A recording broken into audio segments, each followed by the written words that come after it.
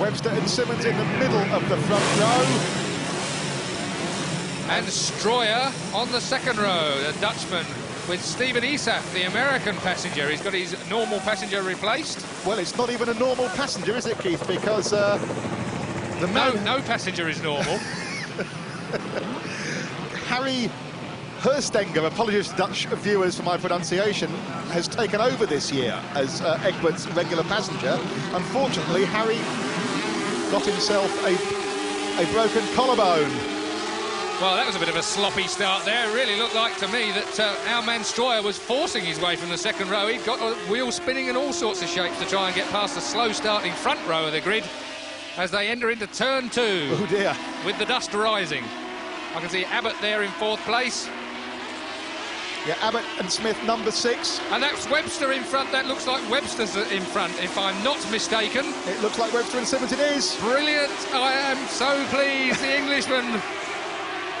Yeah, and Bornhorst and Hiller, number 12, was showing well. That's the best I've seen them do for the full time. Elaine Michel in the lead. Elaine Michel back in 3rd place. And Stroyer and Esaf in 2nd. That's Egbert Stroyer with an American stand-in passenger, Stephen Esaf, who was an American champion sidecar driver 4 or 5 years ago. Well, I think what we've got to bear in mind here, that the pole setter, which was Elaine Michel, currently in 3rd position, was only 1/10 of a second in front of 2nd place man on the grid. That's the leader at the moment. This man, Steve Webster. And Gavin Simmons, the passenger, of course, took over last year, had a full year off work to attack the World Championships. This year he's working again full-time, as well as doing the GPs. Well, of course, being an ex-solo rider, I always forget about passengers, which is rather cruel, considering they're 50% of the job, really, aren't they, in this particular game? Are. Look at Stroyer on the brakes. He's always been deadly on the brakes, Egbert Stroyer. Turning tight inside Webbo. Has Stroyer got the line? Alan Michel looking threatening in 3rd place. Webster holds them into turn 1. Well, of course, what we've got to bear in mind, this being the first sidecar Grand Prix of the year, that these men are very enthusiastic to get stuck in, aren't they? I mean, they're all out for the opening points. I'm wondering whether Egbert Stroyer there in 2nd place. Darren Dixon, number 17, up to 4th. Bornhorst and Hill at 12th. Kumagaya and Houghton in 6th. Excellent show.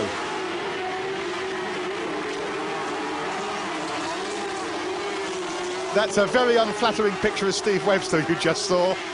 Well, never mind, it won't hurt him in this particular case. Webster finished 2nd here last year in this opening Grand Prix. Obviously trying to go one better. Let's have a look and see what's going on with Mr. Webster. Steve Webster, 3 times a world champion, leads the American Grand Prix. Let's check out his record.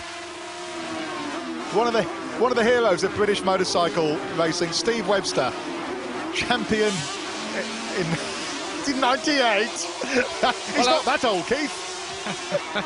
I was looking at the spelling of passenger. He's not Dutch.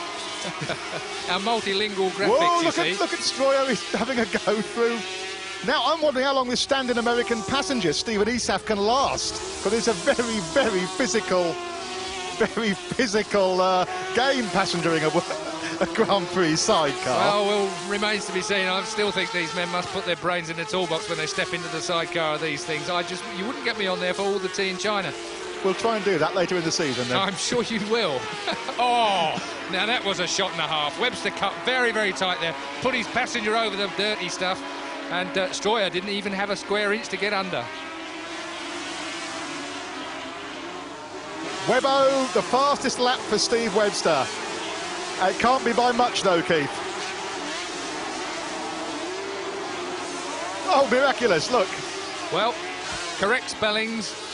And here we are back with the profile of Steve Webster, and over to Julian. Yep, 3 times the world champion. 3rd last year, beaten by Stroyer by just 1 point for that number 2 plate. Steve Webster from York, near York.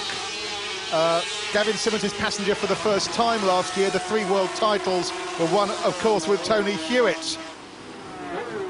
Egbert Stroyer in 2nd place, another multiple world champion. Dutch, of course, he's from Assen, where the Grand Prix is held. He had a hat-trick of world titles before Webster. He ended up second last year, as we've just said. Egbert did not finish this Grand Prix last year. He had a slight disagreement with his passenger about 2/3 of the way round. Yes, and for anybody that's seen Egbert, and Alain Michel goes underneath Stroyer there. Underneath Stroyer, Egbert Stroyer is forced into third place. Serves him right, never mind. I'm sure he'll come back and sort out Alain Michel in about 2 seconds flat. The last thing Egbert will be worrying about is that poor bloke who is the stand-in passenger. And let's face it, American sidecar racing isn't on the same planet as their solo racing. Alain Michel, #1 on his sidecar, and a lot of people are very, very pleased by that. He's now admitting to being 39 years of age, Alain Michel.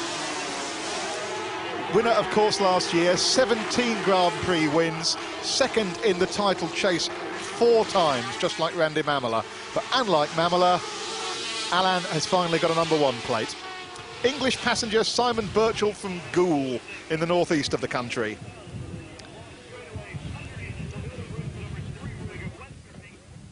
Well, there we are again with the scenic route. I think the director in US television obviously likes the greenery around Laguna Seca. Oh, we're back with the race. Well, there's a surprise. Alain Michel, one of the best tuners. He was, you know, Keith. Alain Michel was French 500cc solo champion many years ago, before he took up sidecars. And a very good motocrosser. Well, back with the main man at the moment. Steve Webster leads, and I hope he stays there. I shouldn't be too biased, of course, but... It's difficult, isn't it, where Steve Webster's concerned.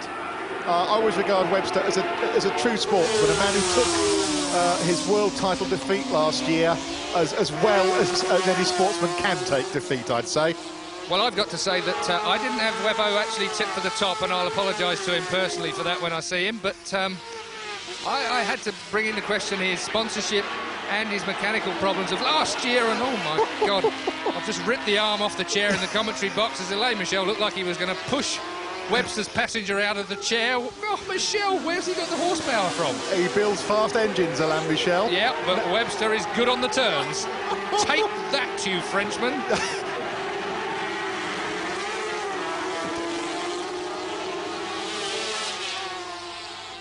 Keith, these outfits use 500cc four-cylinder engines just like the solos.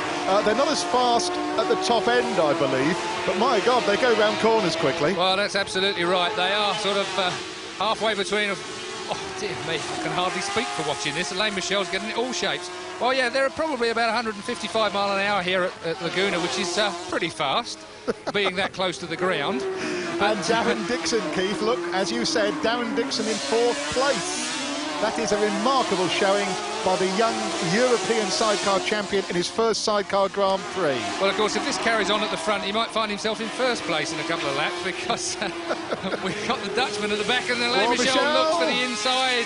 Well, Michel is really going for it here, but the thing about Webster is he never gives best for more than about a second, does he? He does he? And would you believe that Alain Michel and Steve Webster are the best of friends? They stay at each other's houses when they're travelling, they exchange information. Ultimate respect for each other, but you'd never get it on a racetrack. Well, I'm very pleased to hear that, but the Dutchman, of course, Stroyer, he goes to all lengths to get past people. I've seen him on the grass, I've seen him halfway down pit lane trying to make a pass. Alain Michel leads, Steve Webster 2nd, Egbert Stroyer 3rd, and that's not to mention their passengers. And I will mention their passengers since you asked. Nicely. Simon Birchall, the passenger on #1. Gavin Simmons, the passenger on the #3 outfit there in 2nd place. And Mr. Esaf, the American. Oh, there we have Larry Coleman. Very interesting chap we have there, nattering away to himself. Yes, he's... we saw him. Fine, good. Yes, very good. Thank you. Over and out. Back with Alain Michel, #1, leading Steve Webster, who is aiming to be #1. Again. I'm looking for the inset of Egbert Stroyer, not a pretty sight. Would you fight with that man? Egbert this year has finally given up using the Yamaha crankcases he's used right through his career. Very skilled engineer and tuner, Egbert. He used to build his own reed blocks for the Yamaha engine. He's finally given up that struggle, and he's using the Krauser crankcases. in other words, he now has effectively the same engine set up as the other outfits in the Grand Prix. Well, I think you touched on an interesting point anyway, Julian, there, with the fact that these boys, unlike the solo riders, work on their own bikes, work in their own teams. The actual pay scales that these men get paid aren't particularly good, considering looks like we're going to be back with Larry in a minute. No, here we are back with the race again. Thank God for that. The Americans do have a different way of guided to an Egbert Stroyer sidecar. Yes. Attention. We've had the trees, the scenery, the inside of Larry, and we're back with the sidecar race again. There's a how many Californians does it take to change a light bulb joke here somewhere, but I think we'll leave it out. Alain Michel and Simon Birchall, the world champions, lead the US Sidecar Grand Prix. From Steve Webster and Gavin Simmons. I won't say of England, I should say of Yorkshire, I think they'd like that more. In Egbert Stroyer with stand-in passenger Stephen Assaf. Now, Assaf, I beg his pardon. Now, Mr. Assaf must be going a considerable amount faster than he's ever been before in his life on a sidecar. He may have been an American sidecar champion, but American sidecar racing is nowhere near European standard. It's not anywhere near their solo standard, not on the same planet. Yes, it's like Americans trying to play football, really, isn't it? Yes. Well, Egbert Stroyer brings up the rear in the trio of battling sidecars. If I was Mr. Assaf, I'd have my head well buried under the fairing, I think. Rolf Bieland in number 4, if you see him, is not up with his perennial rivals here. Rolf flipped the outfit in practice, I believe dodging the debris from an earlier crash, and has a damaged shoulder. Rolf is out there racing, but he himself thinks it'll just be to try and pick up a few points. Well, Alain Michel might well be leading this race at the moment, but Steve Webster has got other ideas. About a foot off the rear end of the bike. Oh. Well, there's Mr. Stroyer sticking in a quick lap. Not quite as fast as pole man Alain Michel set, but a decent distance off of it. The sidecar guys do say it's impossible to race flat out for the full distance round here, and they have admitted in the past to making a show of it to start with before getting down to the serious racing at about half distance. Well, of course, the ballast men have to be a bit like monkeys, really, and probably fitter than shifting from side to side. The actual G-forces that these bikes are pulling in the corner. Another wonderful picture from our American director there. Yes, we've got a tree to the right. He's obviously pressed the wrong button. We should have a motorcycle sometime round in the next few moments. Here they come into the corkscrew. Let's see that. They have to change direction very quickly here against considerable G-force, as Keith Ewan pointed out. Yes, he's quite quick at keeping up with them as well, isn't he? Let's have another look back. Here we are, Alain Michel. We're trying to get a look at the passengers crawling all over the rear end of the bike. You'll see that the passenger shifts to the sidecar wheel when that wheel is on the inside of the turn to try and keep the wheel down. Obviously, the idea is to keep the wheel down. Then he shifts back again over the rear wheel of the bike, which is the driving wheel with the power delivery to try and stop the wheel from spinning. So wherever the passenger sits on the bike really dictates what the driver can do with the bike. Stroyer looking up the inside of Webster. Webbo cuts his nose off. Yes, the passenger's fore and aft movement dictates wheel spin or front tyre adhesion out of corners as well. It's a very subtle balancing act the passenger is performing the entire time. Well, of course, passengers have been known to fall out, not often, I must say, but they have been known to fall out, and of course the driver doesn't realise that until he gets to the corner and finds himself with no grip. Confirmation of the top 6. We've got the top 3 in our picture almost full time, but Darren Dixon is holding off the Egloff twins from Switzerland still for 4th place. I have a feeling the Egloffs might have Darren shortly. There's the world champion, Simon Birchall on the left, Alain Michel on the right.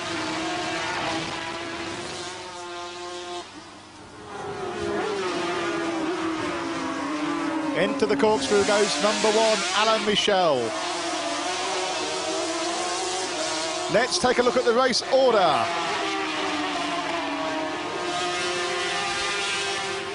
Michel and Birchall lead, Webster and Simmons second, Stroyer and stand-in man Assaf third, the 2 Dixons still 4th.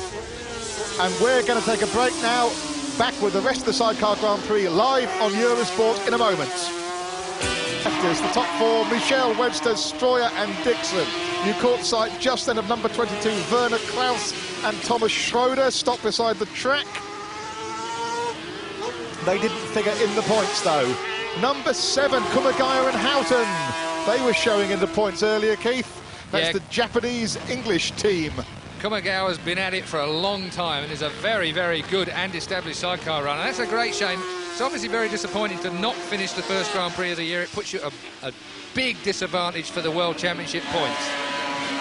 Back at the front of the field, Alain Michel still leads Steve Webster, and Egbert Stroyer now dropping back a little in third place. I'm wondering, Keith, if they've decided, right, that's enough of the jousting for the crowd, as it were, and they're now getting down to some serious... Yeah, 1:37.8 for Alain Michel.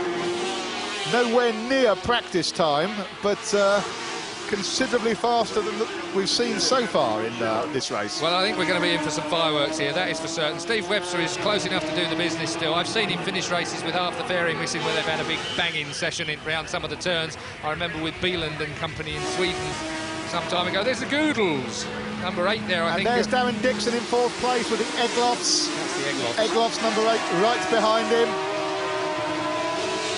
Oh, yeah, and as we thought, the Stroyer outfit is going to pull in. I don't know whether they've broken a bit of machinery or whether the passenger has cried enough. Possibly a bit of both. There's a bit of smoke coming out from under the bike, so in trouble there. There's the Dixons. Now, they are the men of the meeting, as far as I'm concerned. That's Darren Dixon and brothers. Abbott and Smith. I saw Abbott and Smith there as well. Some more famous British persons doing the business lower down the field. I'll look at my chart and find out where in a minute. That's the Goodles in 5th place. Now the Goodles, number 5, I beg your pardon. Oh, Webster looking up the inside of Michel. A merciless closing of the door from Alain Michel. I saw him readying his ball and chain at that point. He was about to take a swing then at the Frenchman. You just wouldn't believe these two are the best of friends, would you, these two drivers? No, you're right, I would not. Well, they might be the best of friends at the moment, but of course that's not to say that they won't be at the end of the race. Oh, indeed. Alain Michel. And there's another view at the Stroyer outfit. As you can see, these things are formed from a carbon fibre box section spar. The front suspension is bolted on the front of it, the engine's hung off the back of it, and the sidecar off the left-hand side of it, as we look at the corkscrew, awaiting the arrival of the leaders. Yes, the director here is practicing. Oh, there we go. That's a surprise. Motorcycle.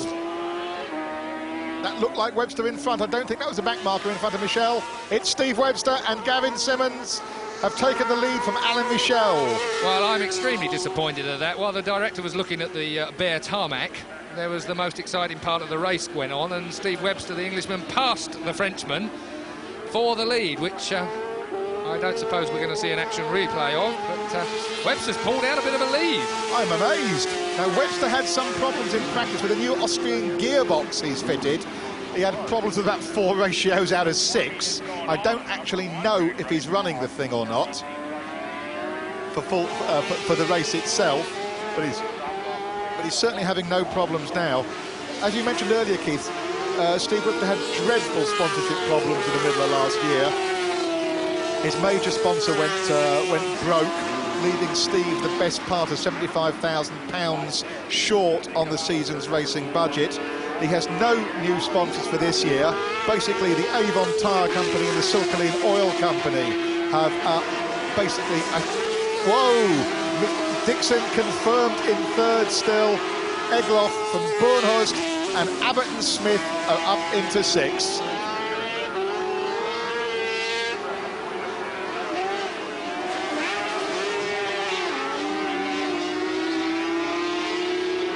Well, you may wonder why that British drivers do so well in sidecars, whereas we all seem to struggle when it comes to the other solo classes. And the reason for that is, of course, in Great Britain, the sidecar classes remain fairly well unchanged over the years, and it's a very competitive class in Britain. And there are so many good guys at it. There is a British tradition of three-wheeler racing as well, of course, that counts. What's Simon Birchall doing there? Was he taking a tear off?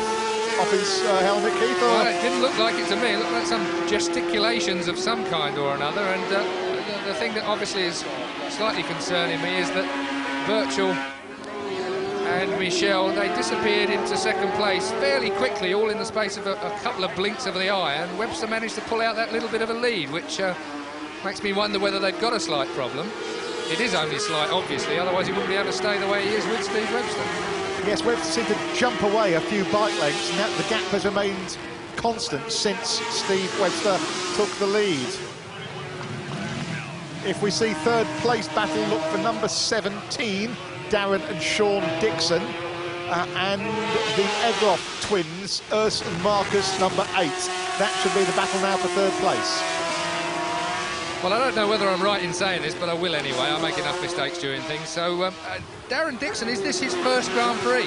I'm sure it is his first Grand Prix. It's his first sidecar Grand Prix, not his first solo Grand Prix. I actually meant sidecar. Right, fine. You're picking me up on a technicality there, I love doing that. Well, in yes, that it is his first sidecar Grand Prix, Keith. Well, if he gets a rostrum position in his first sidecar Grand Prix, I've got to say that is a brilliant position. That is absolutely unbelievable. Everybody said, those people in the know as far as sidecars are concerned, that Dixon would do well this year. I didn't really know, I must admit too. And here he is in third place in the first World Championship Grand Prix for sidecars. And no less an authority than the leader here, Steve Webster, told me 18 months ago when Darren Dixon went back to sidecar racing. Before he won the European title, Steve Webster used to race against Darren Dixon in the Marlborough Clubman's Championship, and said, whoa, Michel has another dip, there's nothing wrong with Alain Michel now. I'll just sum up on Darren Dixon. Webster has always maintained Darren Dixon is a major sidecar racing talent. Well, he's pretty good fun in the bar as well, which everybody will be pleased to know. Especially if he gets a rostrum position, I think he's going to be exceptionally good fun. The positions last year were reversed that these men are in. Alain Michel won last year's Grand Prix and sets the fastest lap in this year's Grand Prix. Webster was second last year. They're still 5 seconds shy of their practice times, Keith. Well, that's a remarkable difference there, Julian. I'm just rustling my paper to see exactly what happened there. Yes, I'm amazed by that difference. I don't know whether... I actually have no explanation for that, I have to say. Well, who needs an explanation when we're riding sidecars? Steve Webster, well-known Brit and Silkeline-sponsored three-wheeler. Oh, and it's all here we have. Oh, this is a bit busy. There's Dixon, number 17 now on the Paget-supported Yamaha engine three-wheeler. And Darren, I think he's looking to. I think that's Abbott and Smith that's in front of him, the other British sidecar pair, and that's the Egloff brothers behind them. I got it all right, Julian. And the Egloffs are going for the inside now on Dixon. And Sean Dixon looks over his shoulder and sees Marcus and Urs Egloff. Well, I don't think I'd be tempted to look, actually. I wouldn't. They're all over him like a rash. And Abbott and Smith are really... They've come past the pair of these two in the last 3 laps. They were on a charge. Well, of course, Abbott and Smith finished third here last year, so they're not strangers to this particular track, are they? They're not. Steve Abbott and Sean Smith. They've been around the sidecar class for a considerable while. And a lot of people have said that this couple this year are the men to watch. Very good setup, really successful testing. Pre-season. Like Dixon, wants to watch for this year. That's number 6, Steve Abbott and Sean Smith. Then number 17, Darren and Sean Dixon. Then number 8, Marcus and Urs Egloff. That is the battle for 3rd, 4th and 5th places. You're watching Abbott and Smith in the old Yamaha colours. Confirmation there that Webster is still in the lead from Michel. Steve Abbott now into 3rd from the Dixon brothers. We'll take another short break. Join us again in a moment. As you rejoin us, it's still Webster from Michel and Abbott. But there is Abbott. There is the Dixons, number 17. Back up with the number 6 outfit of Steve Abbott and Sean Smith. Well, I remember Darren Dixon has been a very determined driver in two-wheel stuff, and he looks like he's brought that along with him when it comes to three-wheelers. He doesn't look like he's going to let Abbott get away from this. He does. There's the Goodles, the green outfit going through just there. The Goodles, incidentally, when they won in Hungary last year, were the first, that was the first time in 10 years that a sidecar Grand Prix has been won by non-world champions. There they are, the Goodles. Well, with a name like Goodle, I suppose you deserve to win one, don't you, really? Another set of Swiss twins. Back with Webster. That's Webster and Simmons. Now 8.5 seconds up. I can only think that Alain Michel is now hitting some trouble, Keith. Well, whatever it is, whether it be Webster on his second wind or whatever, the man is leading. He deserves to be in front. He has a quick look over his shoulder there. Well, if Alain Michel's got a problem, he might just be able to dribble home in second place. That's our first look at Rolf Bieland and Kurt Woltersberg this year. Bieland pushes the frontiers of technology when it comes to motorcycle design, when it comes to three-wheelers. The man deserves to do well because of the things that he actually designs into his bike. Obviously injured, but you've only got to look at the bike and see that it's different from everything else. Yes, the man who has repeatedly forced the FIM to change the rules because he keeps bending them. And he's in 6th place, Rolf Bieland. So, hurt or not, the ex-multi-world champion is doing very well. Let's check Rolf Bieland's curriculum vitae. He's now admits to being 41. Kurt Woltersberg, his passenger, has been with him for a considerable number of years. He's won, as you can see, look at the number of Grand Prix that man has won. 3 times a world champion, 56 Grand Prix wins. No one comes near him. And that's amazing, isn't it? 56 Grand Prix wins, and he's only won the World Championship 3 times. There was one year the sidecars had 2 World Championships, B2A and B2B class.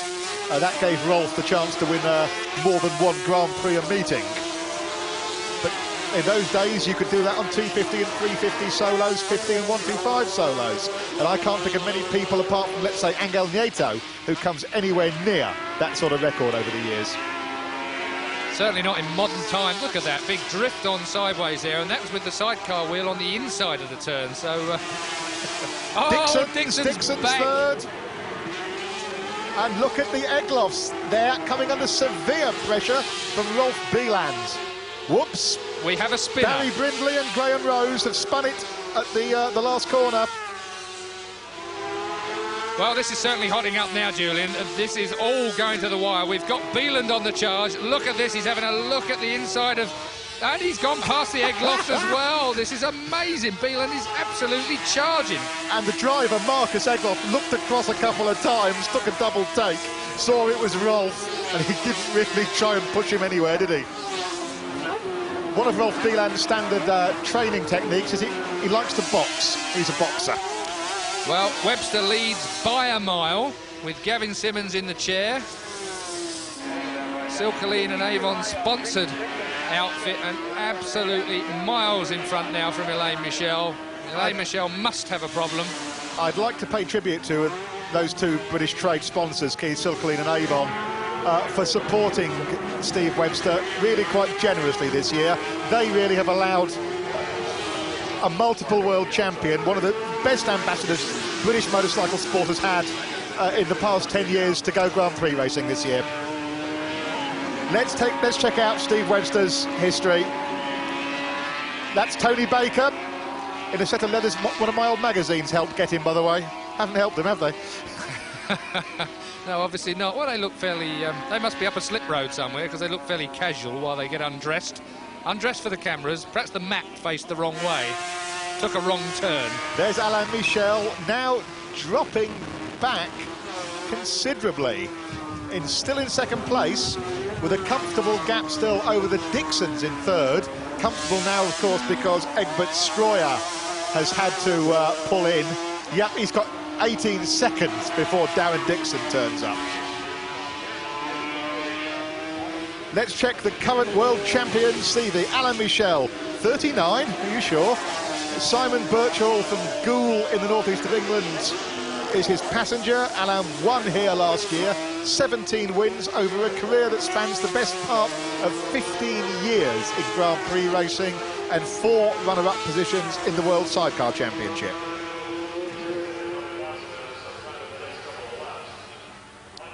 There they are, the world champions, Alain Michel and Simon Birchall.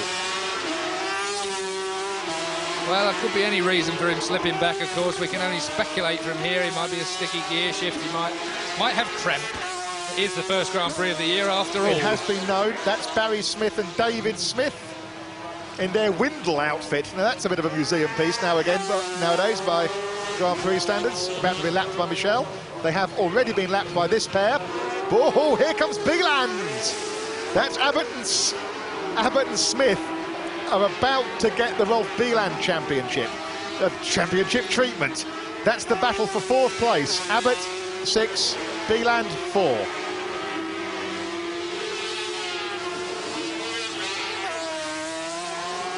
Well, for a man with a broken shoulder, Rolf Bieland's diving all right, Keith. Well, he did say it was a little bone that he broke, obviously one that doesn't count very much.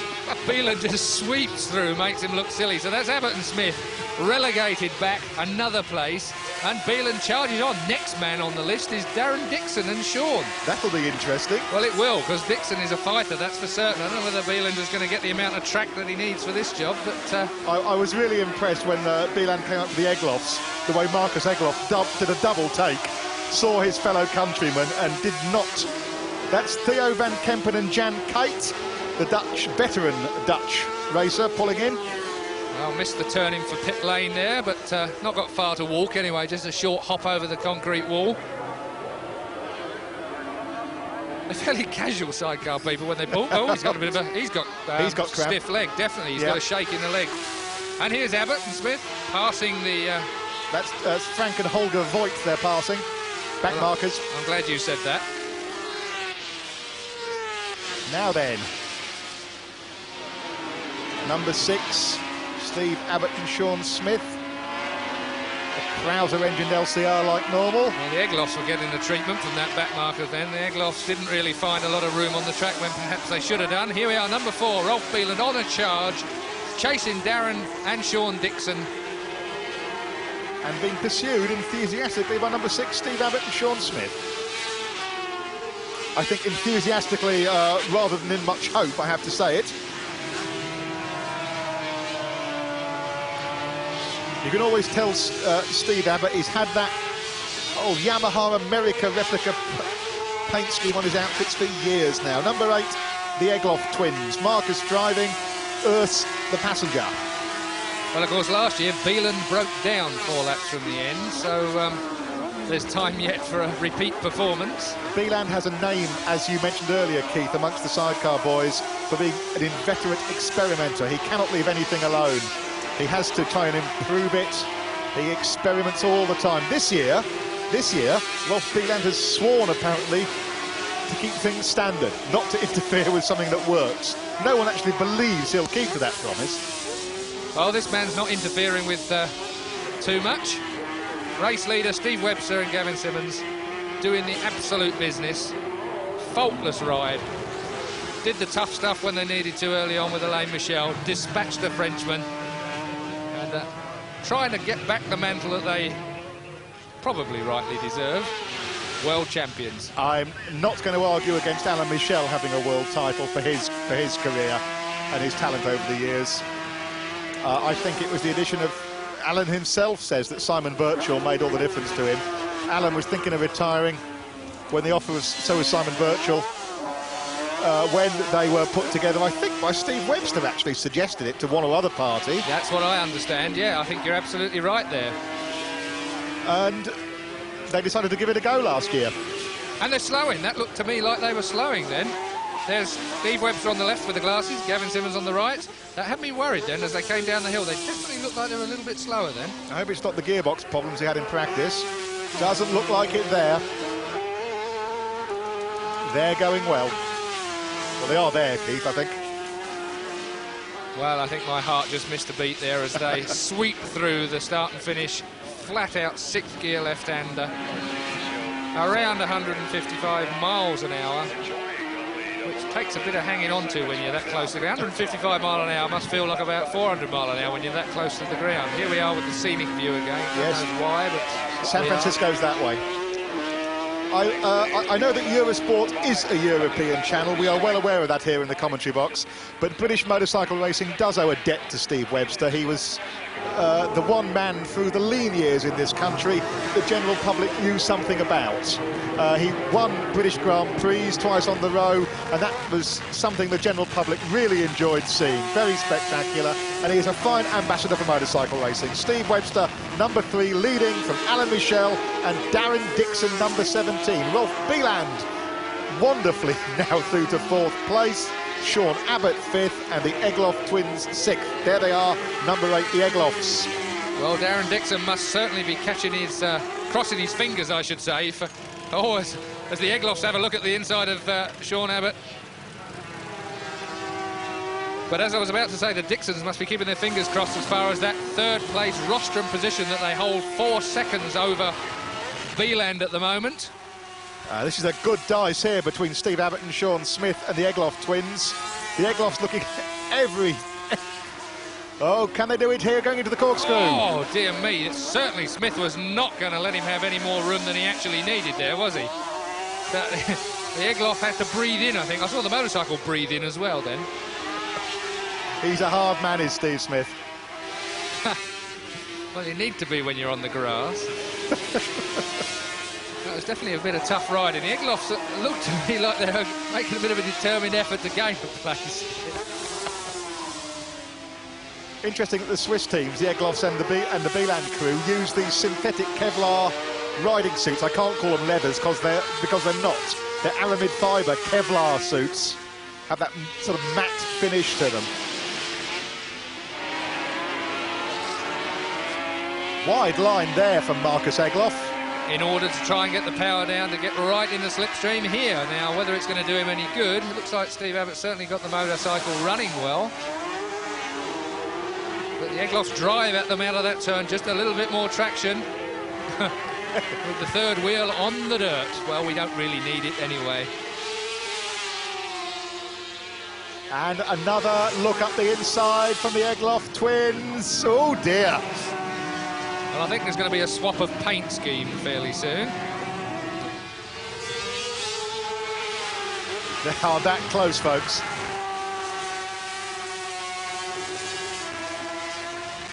Steve Abbott and Sean Smith, 3rd here last year. Yes, they have been on the rostrum a few times. They've never won a Grand Prix, Steve Abbott and Sean Smith. He said, thinking back, no, I'm sure they haven't. They have been on the rostrum, as Keith just pointed out. Here come the Egloffs again as they come down onto the corkscrew. It's so fast down here on the sidecars. Well, Laguna is actually quite tight. Oh, and dear me, that was a mistake there by Steve Abbott. He made a mistake coming down into that turn, just found himself a little bit too wide in the corner. And Egloff didn't need another invitation, did he? Into 5th place go the Egloff twins. It looked like Steve Abbott pushed the front wheel a bit there, coming out of the corkscrew around the right-hander. Ran wide, and the Egloffs nipped through, thank you very much, into 5th place for the Swiss twins. Well, Abbott's got it all to do now, that's for certain, so let's see how he recovers from the initial shock of running on a little bit there. I think pushing the front end just a fraction too hard. Lovely shot of the Egloff twins drifting their outfit round that right-hander. This position, the right-handers, where the passenger lies over the back of the outfit, strangely is the harder physically for the passenger. He's getting beaten to death by the outfit jumping up and down underneath him. This position, the left-hander, is apparently a lot easier because you brace yourself with your legs. Your legs take the strain.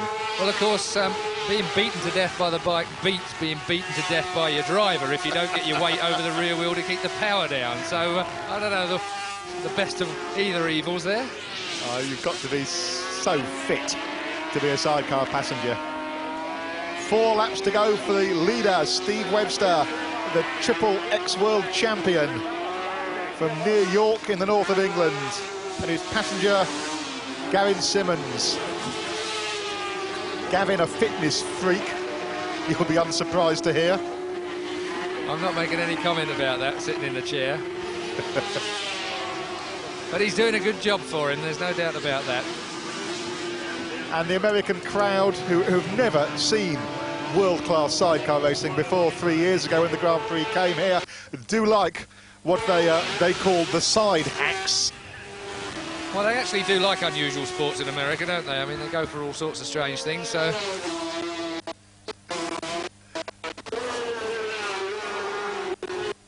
The leaders. Second place. And Michel there with the front end well locked up coming into that turn.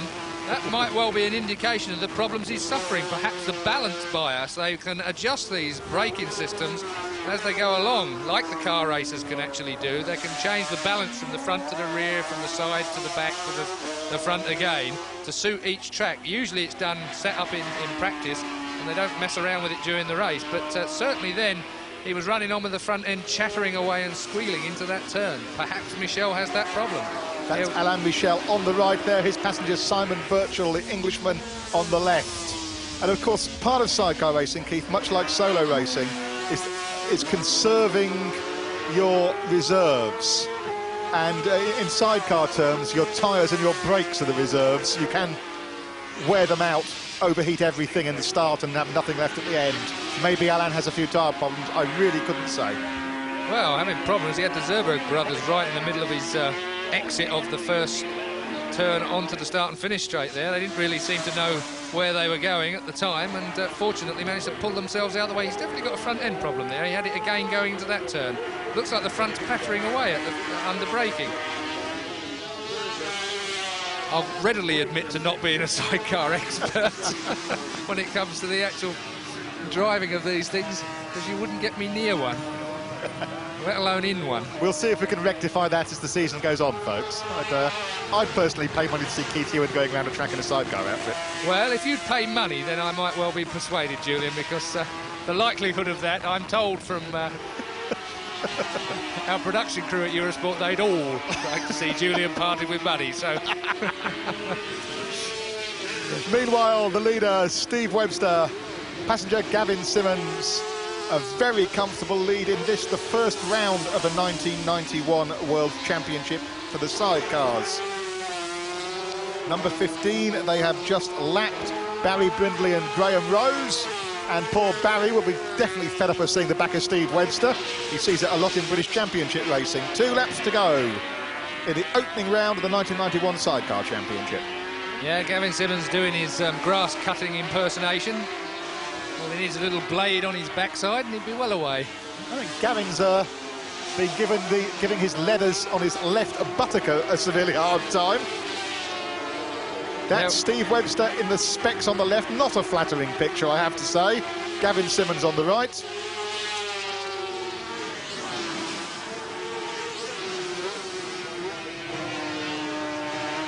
So as Steve Webster heads toward the flag to tell him it's the last lap of the opening Grand Prix, let's check the race order. Webster and Simmons lead from Michel and Birchall, the Dixon brothers in third, and Rolf Bieland and Kurt Woltersberg up to fourth. That is a splendid achievement for the injured Bieland.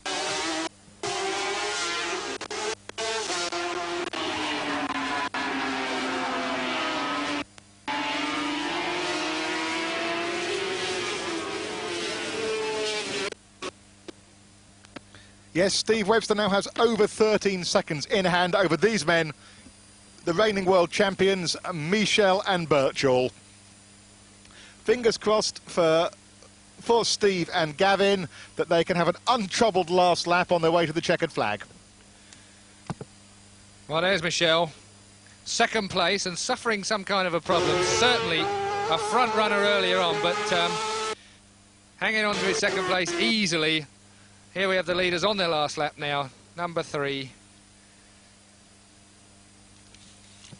The question that now comes to my mind is, can the Dixons hang on to third place for a rostrum in their first Grand Prix? And aren't these motorcycles quiet? It's wonderful sound quality we're receiving from America. Well, perhaps we ought to sit here brumming. After you, Julian. No, Keith, after you. Steve Webster, number 3, leads the American Grand Prix. Then we get, we got a smattering of sound there. So Steve Webster and Gavin Simmons lead the first Grand Prix of 1991 on their last lap. They'll make it to the end, I'm sure, this year. It's downhill from here, into the corkscrew for the last time. Simmons over the rear wheel, thumbs up from Steve. This is good to see, Keith, good to see, not just for British motorcycle racing. I don't think the rest of the sidecar community will begrudge the English team this victory. No problem with the back markers there. Steve Webster cuts his way through onto the last bend of the last lap to win the first Grand Prix of the sidecar year. Yes, and Webster and Simmons win it. Let's look now for number 1. Alan Michel and Simon Birchall. Will we get to see them? Meanwhile, Webster and Simmons must be very relieved, Ned. Steve Webster will now be extremely pleased that he bothered to go racing this year, that he worked over winter to get the outfit sorted out, to get the sponsorship together, to enable him to have another go at the world title that he really does desperately want back. Well, of course, the one thing I like about sidecar riders, their passengers and their crew, are that they celebrate in fine style. Unlike the solo riders, the sidecar crews celebrate together, drink a lot together, enjoy themselves together. You might see Steve Webster, when he's waving his hand, his left hand up in the air there, he's got a cord attached to it.